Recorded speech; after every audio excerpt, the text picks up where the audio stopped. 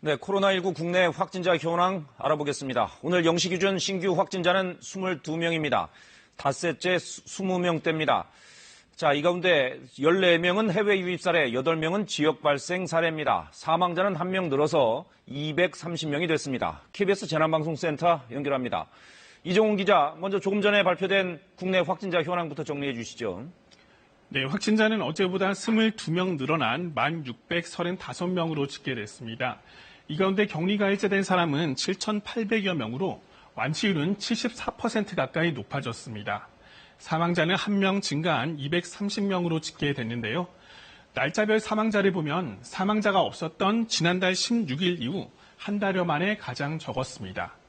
치명률은 2.2%까지 높아졌습니다만 최근에는 상승세가 다소 잦아든 모습입니다. 일별 신규 확진자는 이번 주 내내 20명대를 기록하고 있는데요. 최근 9일 동안 방역당국이 목표로 했던 50명 미만을 유지하고 있습니다.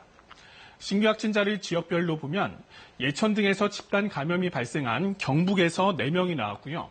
검역 과정 11명을 포함해 해외 유입 사례가 모두 14명으로 집계됐습니다. 네, 이렇게 해외 유입 사례가 끊이지 않는 건 그만큼 나라 밖 상황이 심각하기 때문이겠죠.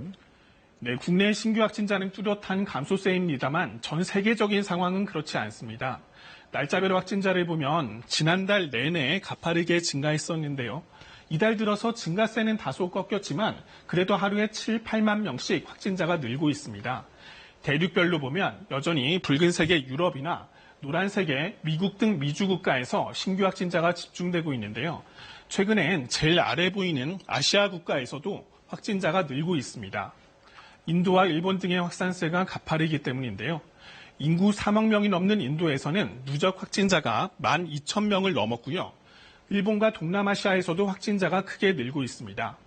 미국과 유럽 국가들도 증가폭은 다소 줄었지만 확진자가 계속해서 늘고 있는 만큼 안심할 수 없는 상황입니다. 지금까지 재난방송센터에서 KBS 뉴스 이정리입니다.